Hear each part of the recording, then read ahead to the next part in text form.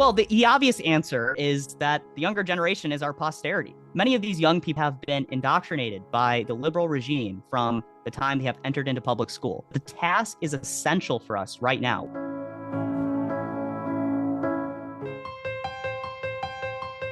Welcome back to Straight Talk on Life Issues. I'm Victor Nieves, as always, joined by Brad Mattis, president of Life Issues Institute. Today, we're going to focus on reaching Generation Z and how to communicate with them on the topic of abortion.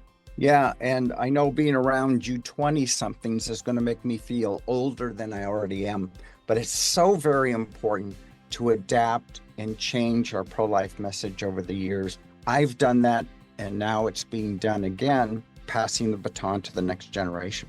And that Gen Z, they're also known as Zoomers. They were born between 1997 and 2012. They use social media for just about everything. It's where they get their news, learn new information, and of course, communicate with their peers. Yeah, and a recent survey, Victor, shows that more than 4 in 10 Gen Z and millennials are against abortion. And of course, many of them favor exceptions like rape, incest, life of the mother, but they are largely pro-life. And 6 in 10, this is interesting, 6 in 10 of the respondents said they were open to conservative or moderate opinions on the issue of abortion. That means that through education, of course, there could be a lot more than there already are pro-life Zoomers. And today we're going to talk about this with James Weigel, a social media personality, pro-life activist, and aerospace engineering graduate. Most of his content is delivered via live broadcasts, including his successful Justify Abortion streams. We're also joined by Tyler Smith, 25-year-old conservative college graduate and content creator with over 400,000 TikTok followers and 50,000 Instagram followers, creating videos reaching millions of viewers. A former Turning Point USA ambassador and podcast host, he's been interviewed by the Daily Wire and the Epoch Times for his outspoken pro-life views. James and Tyler, welcome to the show. Yeah, thank you for having us. It's great to be here.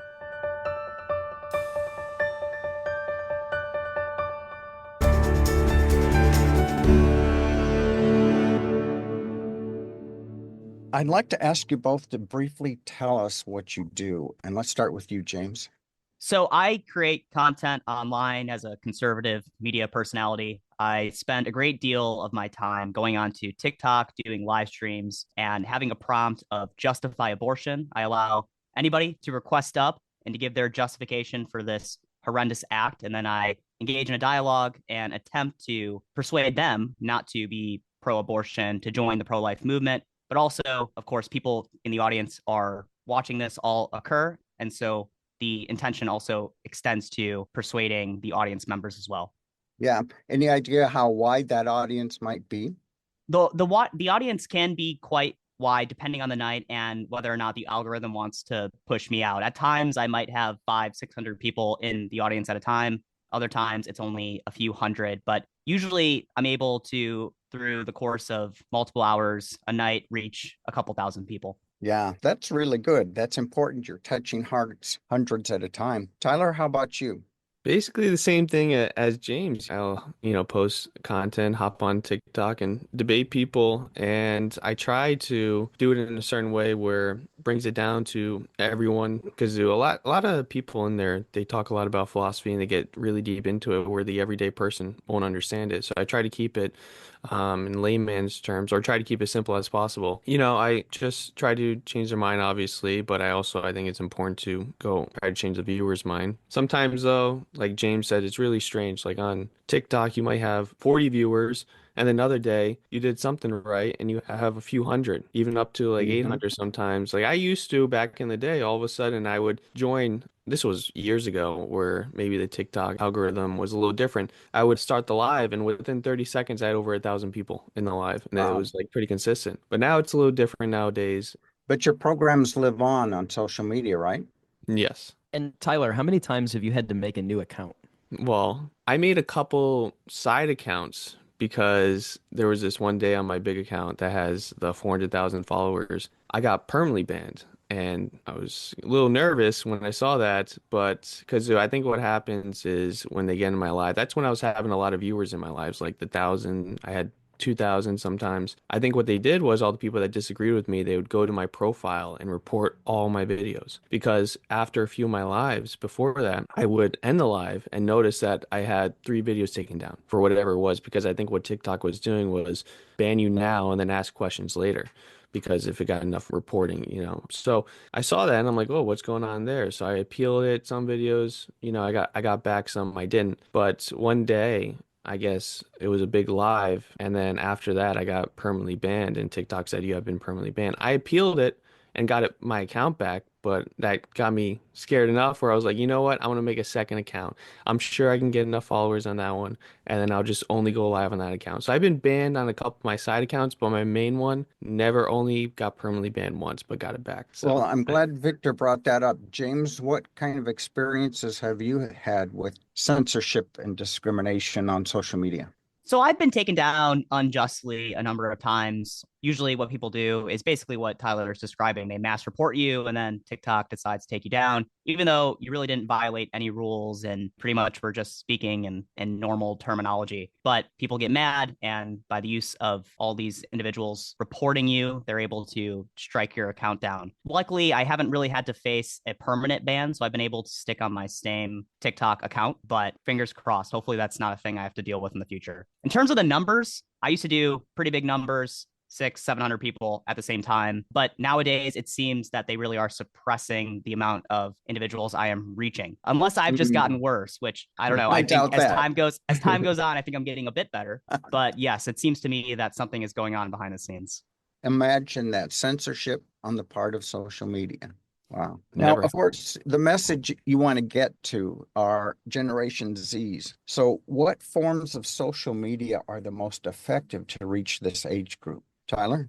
I believe that the most effective right now would be TikTok and Instagram, I think, and YouTube as well. Those three are pretty big up there. I could be missing one, but obviously TikTok, everyone uses TikTok, I think, the most right now, or the younger generation. A little bit of my generation and the old generation use a lot of Facebook, but I don't see that being too effective with the younger generation. So I would say TikTok mostly, Instagram too, and YouTube, but YouTube is very frustrating as well because YouTube censors a lot. I mean, I only posted a few times on YouTube. They already censored me or restricted my account within a few posts, and I didn't really get it back. So, even more censorship on YouTube than TikTok, in my opinion. But I would say those three are really important and really great at reaching the younger generation. James, is that your experience?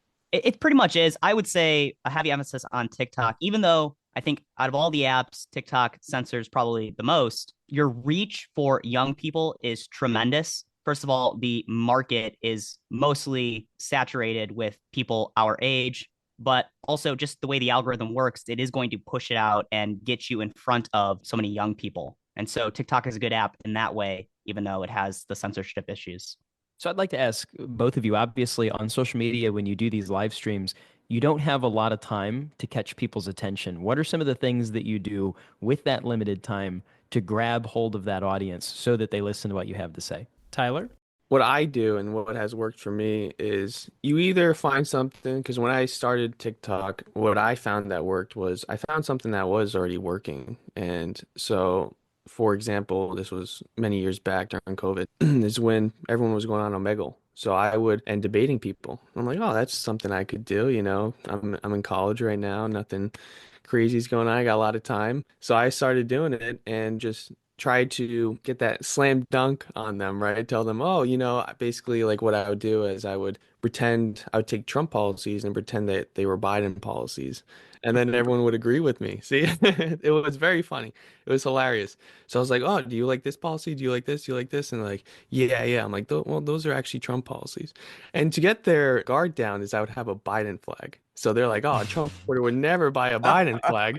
So they dropped their guard 100% when I brought out the Biden flag. So I got their trust. And then all of a sudden I was like, oh, put the Trump hat on. I'm like, those are actually Trump policies. And then I would kind of end the video on that. And People love that. So Yeah. sometimes I also did, for example, I got something that's really catching for the first, because you got the first 3 seconds, right? Other than that, if you don't have their attention 3 seconds, they're scrolling on to the next video. So what I would do is there's one video I did where there's this, we were out protesting from this IVF clinic, and this lady was screaming at the top of her lungs, my body, my choice, my body, my choice. And I took that part and I put that at the front of the video so it'd catch people's attention, be like, oh, what's this lady screaming about? And then obviously I gave her the whole, well, if it's her body or choice, can she drink alcohol and take drugs? And she's like, no, because that's going to harm the baby. I'm like, oh, you know what else harms the baby? Abortion. And people love that video too. So you just got to catch their attention or like follow a trend and kind of make it your own. James?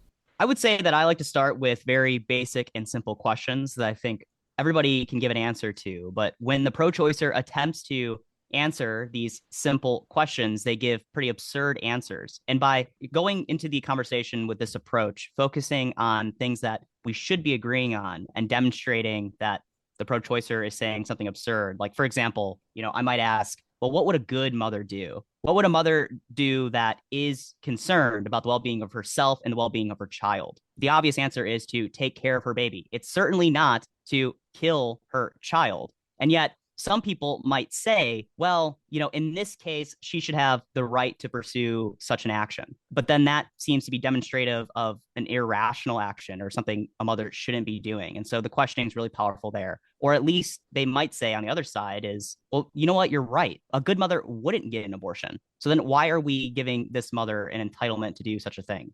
Right? Certainly there's something evil here and you shouldn't be able to pursue it. So I focus on basic questions and trying to illuminate how the interlocutor really doesn't fully understand even what they're arguing. Right out of the gate, James, what methods have you used to really get their attention? So I ask a lot of questions. I challenge a lot of the basic notions that they affirm. And so a lot of people, they like to talk about your right to bodily autonomy, for example. And so then I say, okay, well, what does that really mean? And if it means, just to expedite the conversation a bit, if it means that you have the ability, the entitlement to do things that you shouldn't be doing or to harm others, then it doesn't really seem to have any true meaning whatsoever. It sounds like you can use what you're saying to justify absolutely everything. And so I like to kind of take it on this approach of picking apart the language and the general philosophical structure of their argumentation to, again, demonstrate that it's flawed, it doesn't work. But I don't just play critique. I'm, of course, very respectful about it. I also posit my own ideas, and I try to bring analogous situations in and show that we do have some common understanding about the situation. I do understand the pregnancy is hard, but we could probably both agree, for example, that we shouldn't be killing our kids, that it's not a good sign for our nation to be aborting all of these babies, that type of thing. So trying to find common ground, but showing that the approach the opposition is taking here on this issue is fundamentally flawed. Pretty brutal and violent. What would you say are the top arguments by pro-abortion Gen Zs? You've alluded to some of that discussion, but let's hear maybe the top two or three. Tyler? So I'm sure, James is gonna have maybe he's gonna have be a little different, but bodily autonomy is a huge one. They believe that mothers have complete right to do whatever they want with their body, even if it unalives their own child. Always crazy to me. I don't actually think they truly understand what full bodily autonomy is, because when I explain it to them, they're like, that's not what I mean. So that's a big one. And then consciousness or sentience, they always bring up that one. So there's plenty of arguments or reductios to make their argument look bad there. And I would say that the third one that I hear a lot, birth, I guess, birth is also a pretty big one, which is absurd. Are you Or talking about not giving them rights until birth? Oh, yes, yeah. So they say you need to be, born to have rights, and they get it from the Constitution, where they totally misrepresent or misread it. And it's always crazy when I bring up, because they always go back to the 14th Amendment. And so a lot of them say birth, sentience, and I would say bodily autonomy are pretty big. Anything you'd like to add, James? Yeah, I think bodily autonomy and sentience are the top two arguments. Usually, people that are thinking about the issue in a more rigorous fashion will adopt the sentience approach. Although I would say, just from this side, the better argument is bodily autonomy. Both arguments are bad, but that one seems to stand a bit stronger. I did want to add one argument, and I add this argument not because Tyler and I think, focus solely on religious notions and religious argumentation. But a common argument you'll hear from pro-choicers is, well, what about separation of church and state? What about, don't bring your religion into politics and don't bring that into the abortion issue, which my common response is, I didn't bring up religion. You're bringing up religion. And so that's a common thing that you will hear. You might even be talking in terminology that has nothing to do with your Christian, or it might have something to do with your Christian tradition, but it's not solely used in that intellectual tradition you're affirming. And these people will come up and say, stop preaching to me about Christ. Stop preaching to me about Jesus. And the reality is that I'm not talking to you about Jesus, although, it would be good if you followed him. I think an important thing too, if I can add, is that Sure. all we have to agree on is, oh, do human beings deserve protection? That's all, because there's some, we call them Phil bros, James, Victor, and I, and because all these guys dive deep into philosophy, where they'll question that, they'd be like, oh, why should humans have protection? I'm like, that's ridiculous. I think we can all agree that someone unjustly unaliving someone is wrong. We can agree there. And then it's like, and now it's okay. So when does this protection happen? Does it happen when you're created, which seems pretty logical at conception, or does it happen some other arbitrary place? And if it does, prove it to me. Show me why it does. And a lot of people can't answer that. I haven't heard a solid pro-choice answer to that, or that makes them, because they're going to look bad if they have any of those arguments. And I thought of another one. Viability is also a pretty big one too. Surviving outside the womb. It's like, well, why do you need to survive outside the womb in order to have human rights, in order to have the right to life, let's say? And they say, oh, because you can survive outside the womb. Doesn't that sound a little circular to you? I'm like, because it's not proving anything. You're not telling me why. You're just describing what viability is. Like, prove to me morally that why that matters. Don't describe what viability is to me. So that's another big one I hear a lot. I'd like you both to share some situations where you made some compelling arguments and maybe you changed your mind. Maybe you didn't, but it's one of those situations that stands out in your mind. James, let's start with you.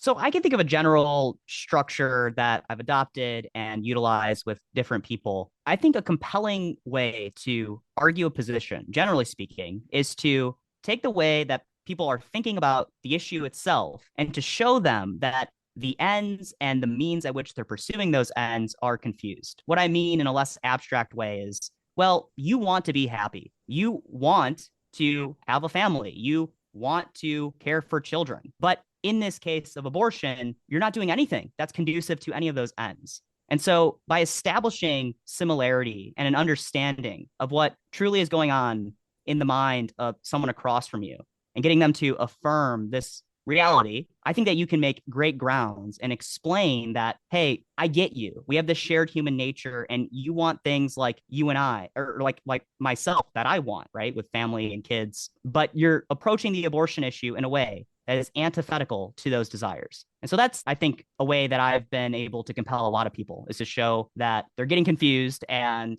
they're trying to do something that is not conducive to their own flourishing. Tyler?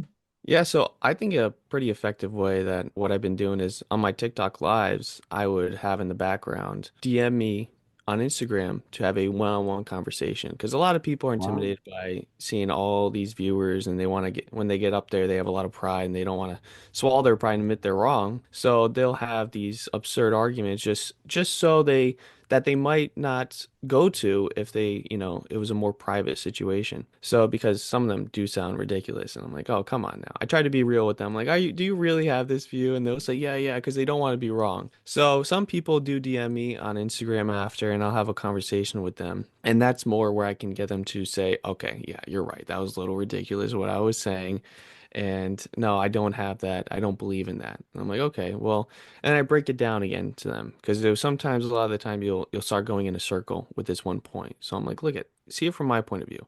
I see it from your point of view. I understand you care about the mother, because I don't think pro-choicers are bad people. They're just confused. Some of them are bad, but I think a lot of them are just confused. But the majority, I think that they just don't have enough information. And I always make sure I have my sources right next to me, make sure if they ever ask, I can send it to them, and I'll point out basically the major points, because I don't think they're going to read it. So I try to give them kind of the summary of it. But what I try to do is I try to say, look at human life, precious. Agree? They're like, yes. Okay. Should be protected. Yes. So why don't your rights begin at birth? like for slavery example, slavery was wrong because we were arbitrarily deciding what humans have rights and what humans don't. There's been plenty of times in history where humans have been deciding what other humans have rights. That's wrong. We should, let's learn from history and say humans should not be deciding what other humans have rights. And isn't that kind of what pro-choicers are doing? They're saying you have to be human plus this. You have to be human and have viability and have consciousness, and you have to be born. It's like, why can't you just be human?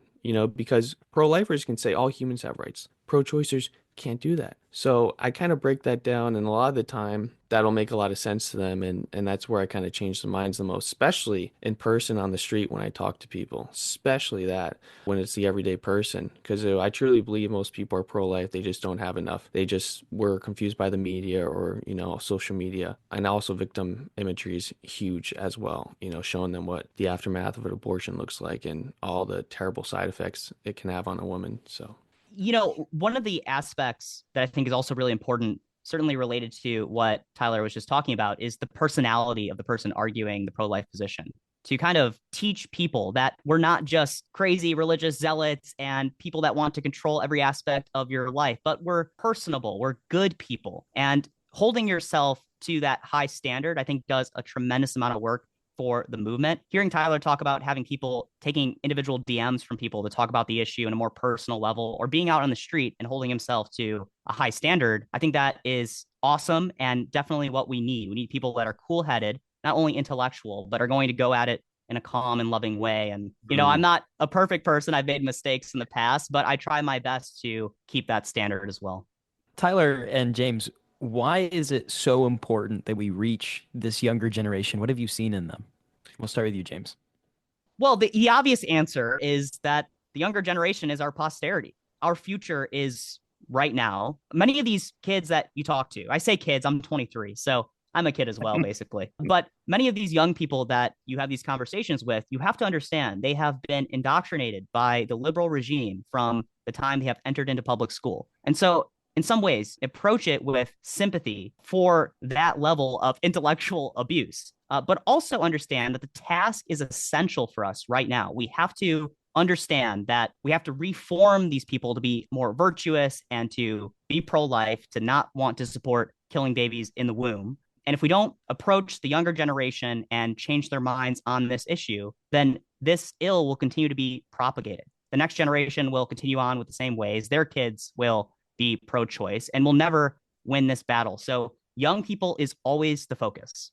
Tyler? I think James said it pretty well. They're the future. And, I think it's always important to try to change people's minds on this topic because we want to win this. We want to, get abortion outlawed and try to stop or minimize abortions as much as we can. So, and that starts with, having other people start to wake up to the reality of what abortion really is. So, yeah, I think the younger generation, obviously a lot of them are confused, but some of them definitely are more open-minded and see the issues going on.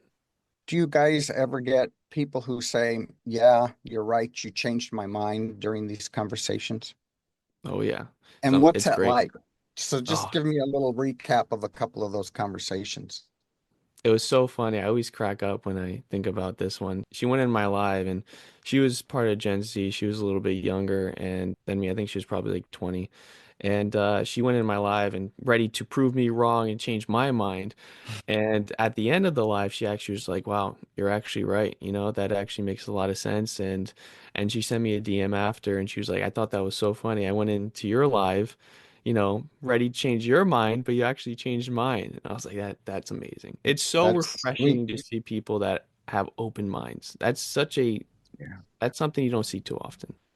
Yeah, I have quite a few people that will come up and their minds will be changed, and they'll kind of let me know in different ways. The Yeah. one approach that I admire is the more philosophically rigorous people who will say, they'll take a pause and they'll say, "Ah, man, yeah, you're actually making some really good points. All right, I'm going to jump down." But then you have the people that will just kind of pivot away and they'll say, "Yeah, I don't want to talk about that anymore. I think you're right." And then they'll start talking about some other topic related to abortion. And so in that way, I see that there's some intellectual development going into this. Of course, most people are going to come up and they're not going to want to admit that they're wrong, which to some extent I get because there's hundreds of people watching. It's very difficult to do this type of work if you're not used to it. And admitting in front of all these people that you've got it wrong is a hard thing to do. So I certainly commend those people that are willing to take a step back and say, you know what, the points that you're making are pretty superb, and maybe I shouldn't be pro-choice anymore. Or at least I have to go think about it. To me, that's a great sign of intelligence, and luckily, I've been able to run into quite a few people that are willing to do that. Well, and there's got to be a lot of people who are silently witnessing the conversation and changing their minds, but not saying anything. Yeah, So, I'm I not also sure. I'm not sure if you've experienced this, Tyler. I'm going to guess that you have, but I will have people that will DM me and say, "Hey, I haven't really heard the pro-life argument, or I like the way that you articulated your points, and one thing led to another. Now I'm pro-life." So that happens pretty frequently as well. I also get them in my comments under my videos as well, because those videos that do really well, like that one video I had with the girl screaming, "My body, my choice," the amount of comments I've received where it's like, wow, I never thought about that before. And some funny comments as well, but there's a lot of people, and it's very surprising. It was actually shocking to me how many people was like, wow, that actually, I got to think about that. That's a really good point. So, yeah, even the videos that you post as well are, can affect hundreds or thousands or maybe tens of thousands of people. And it's just planting that mustard seed. Because, like James said, a lot of people, they're not going to admit right away that they're like, oh, all right, I'm pro-life now. They'll say, a good sign is when they say, you know what, that's a good point. Let me go think about it more. Just planting that mustard seed, and they come back, and because there's been people a few times where they join my live multiple times, and eventually I get them. I keep wearing them down, and then finally they're like, okay, you made your point. I guess, yeah, abortion is clearly immoral. And I'm like, amazing, amazing. So yeah, it's very rare for someone to just do a 180 right then and there. Be like, all right, I'm pro-life now. So it's mm. just wearing them down. What do you think offends Gen Zs the most when it comes to discussing abortion? Every James? Everything. I mean, just being a everything. man who is defending life and saying that women shouldn't have a right to kill their kids is going to be offensive to people who believe in this sacred ability to dismember your baby, which obviously is completely evil. Yeah, I think just standing behind your morals and your ideas, if you do it in a way that expresses a great degree of certainty of what you believe, then that's going to be offensive to a lot of people that don't have that level of certainty or are dubious that there's any purpose or meaning in the world, which is a lot of Gen Z people. And so I was talking on an X space last night, and I said, I don't know everything, right? I'm not going to claim to know everything. Nobody should ever claim to know everything. That's not possible here in this fallen state. But I do know what I know, and I'm confident in what I know today. And I'm going to tell you where I'm currently at with this issue. And when it comes to the abortion discussion, I'm very confident that pro-life is the right approach, that of course we shouldn't be unaliving babies, and that it's not beneficial to mothers to pursue such a heinous action. And for a lot of people, that's off-putting, especially these pro-choicers. They don't like that degree of certainty. And so I think they can be offended by the truth. Yeah, good point. I think the most offensive thing we could say is because, so many of them bring it up on TikTok lives. I'm sure James knows is when they join, they immediately go, I don't know what I can say on here, but essay, they'll immediately go for women getting essayed, and they'll bring that up. And if you say, oh, well, I don't give an exception for that, they go crazy. They go, wow, how could you? And I'm like, well, I agree with you that the SAer should, be punished for that. Like, that's terrible. But why are we unaliving an innocent child? What does that do? Does that help the mother in any way? I don't believe so. It's not going to remove the trauma. It's not going to do anything. What it's doing is ending her own child's life. Like, how is a mother ending her child's life going to help her in any way? So that's an argument that they find really offensive, or, when I say that I don't give an exception for that. And sometimes when I join other pro-choicers lives, I say I don't give an exception for that, and they kick me immediately. They don't even want to have a conversation. They just said, oh, you're a terrible human being, or whatever ad homs they have,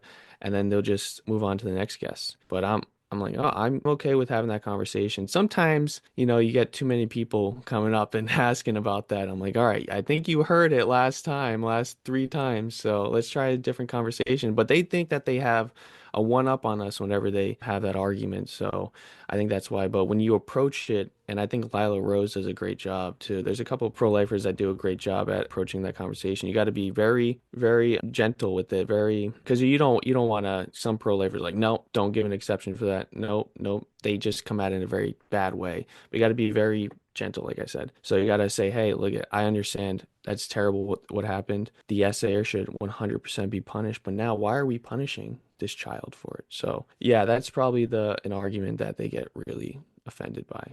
I remember years ago, I was debating a Planned Parenthood person at UC Davis, California, at the university there. And we hit the rape incest issue. And, I explained our position. And I'm surprised sometimes I get, well, thanks for being consistent. I respect you for being consistent about wanting to respect all life. But after that particularly, shall we say, enthusiastic opposition from the Now Ladies, back then the National Organization of Some Women, a young man with a backpack came up to me after the debate and he said, I was the product of SA and I have a right to live. And I said, you should have stood up earlier and told us all. But I said, I'm glad you came up to me now. So, yeah, we have to fight for them. Well, then also, if I may, related to this specific disgusting situation that people find themselves in, of course, nobody is hoping this on anybody. A lot of pro-choicers are assuming they're operating under this notion that to go forth and kill the child is what's going to solve that woman's problems. As if to kill your baby, it should be assumed that it's going to wipe away previous trauma. It's going to better you as a person. These are false assumptions. They're just not true. And so I totally agree about focusing in on the life of the baby and protecting that unique individual human being. And also, to build on further Tyler's point, approaching this in a very charismatic way, because it is very difficult. It is something that shouldn't have happened. And so we have to be personable here as well and understand that it's very disordered, the situation we're dealing within. But we also have to be honest with people and tell them that, I understand that an evil has been perpetuated against you. Injustice has occurred. But what you're going to do is going to make things worse. It does not make sense to assume that this is going to better your life.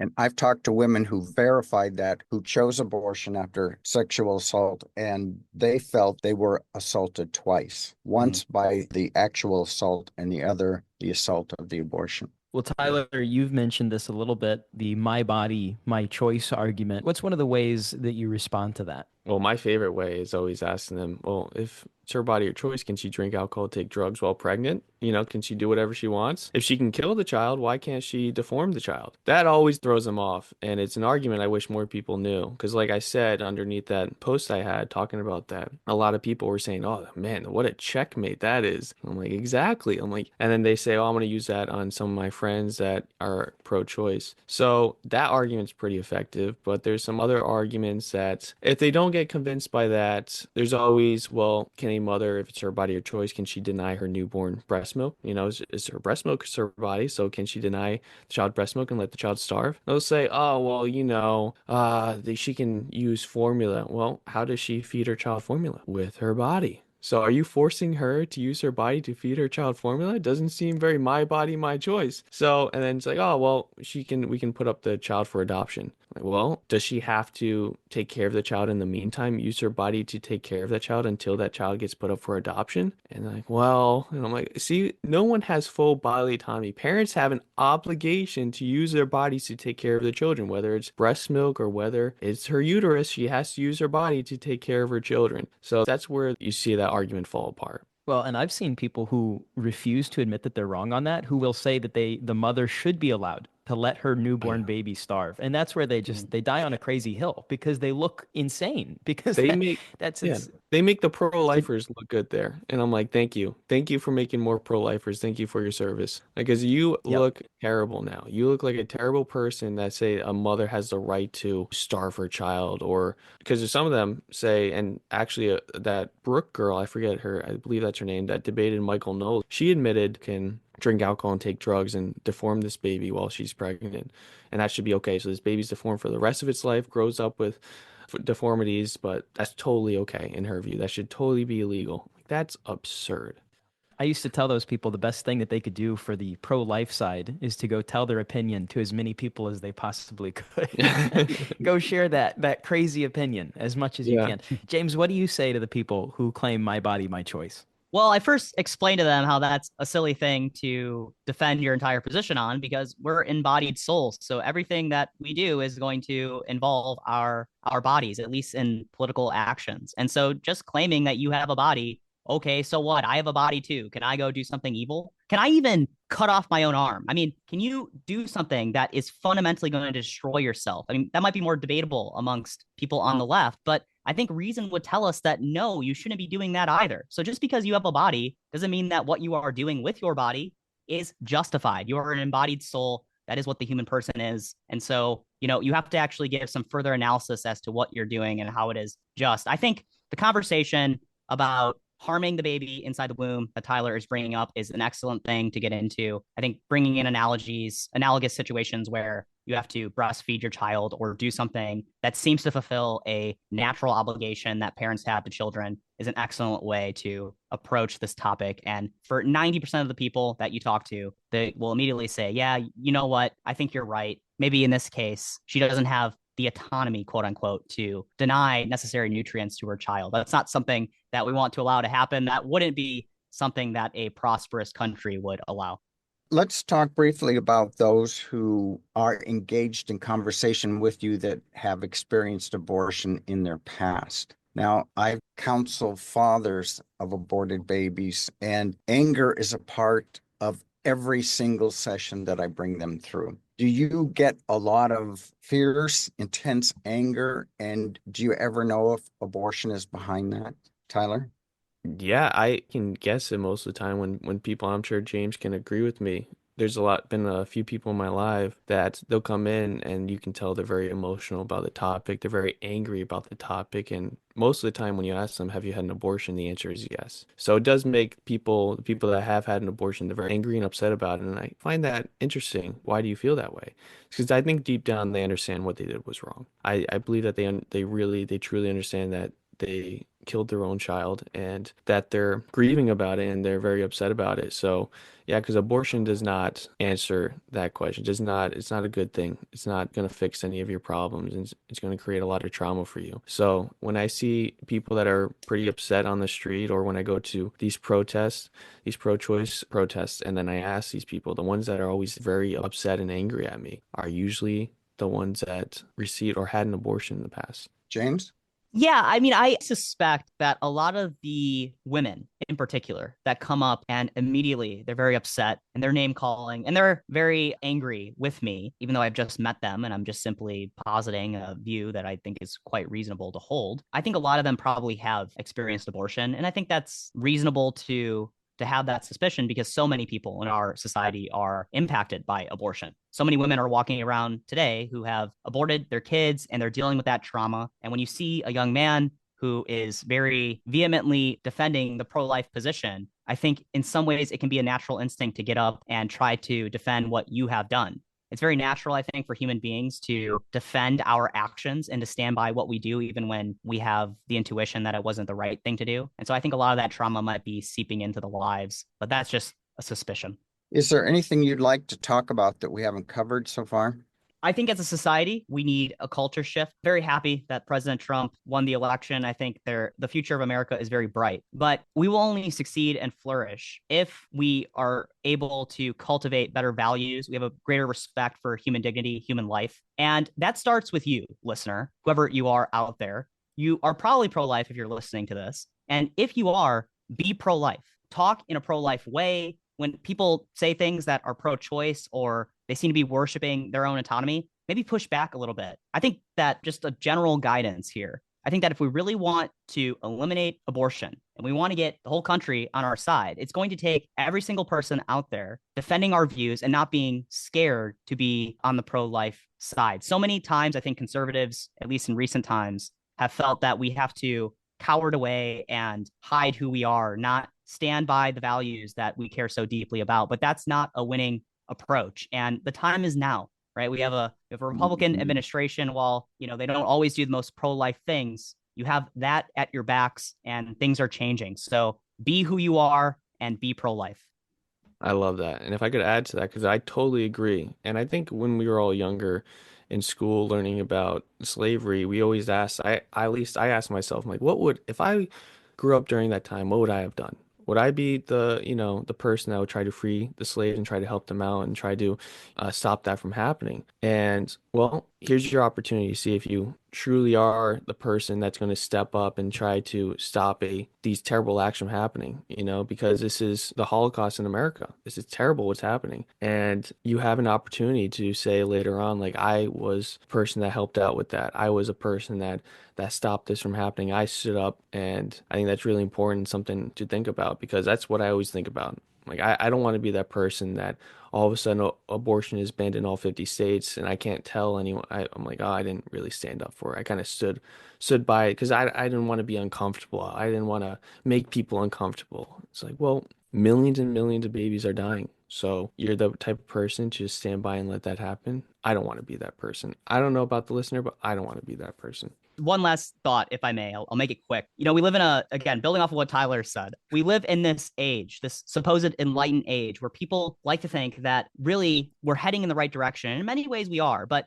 if we're going to be honest about it, we are living in a very dark age where millions and millions of people are not here due to abortion. It's very wicked. 65 million. Right. It's very wicked. It's very evil. In many ways, this is the dark age of our existence. And so make sure that is fully understood and that you can grasp the gravity of all the human life that has been lost and find encouragement by people like Tyler, but also people like Joan Bell, who we got to meet and talk to, or I got to meet at the March for Life, an older woman who went to prison for praying. Find encouragement in the strength that a woman like that, for example, is able to exemplify. There's so many tremendous leaders outside of Tyler and myself, outside of Brad, that you can find great encouragement from and be driven by them. And let's continue the fight. I'm glad, Tyler and James, you are on our side. So thank you for joining us. Thank you for having me. It was great to be on.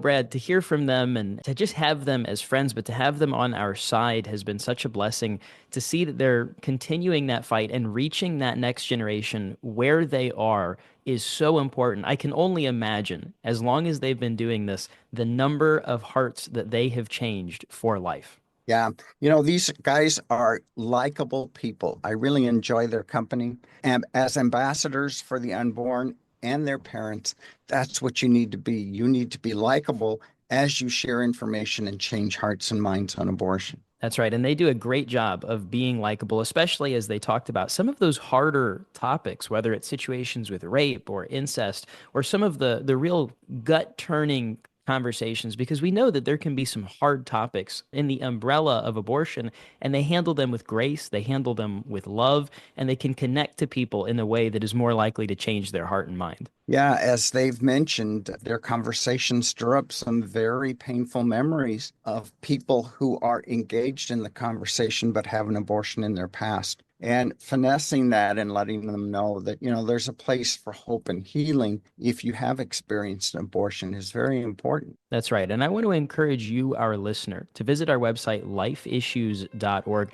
There you'll find more information, not only from our guests, but just about the entire topic of abortion so that you can share those resources with your friends, your family members, your church community, as together we strive to create a culture of life across America.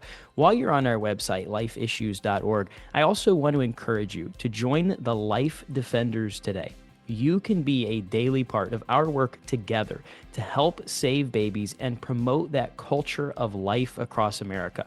Giving monthly in any amount is a tremendous commitment to the pro-life movement, and it helps enable the very creation of programs like this where we reach a persuadable audience. So help us do more for the babies by becoming a Life Defender today. Again, you can easily sign up while you're on our website, lifeissues.org, and be sure to tune in next week for another Straight Talk on Life Issues.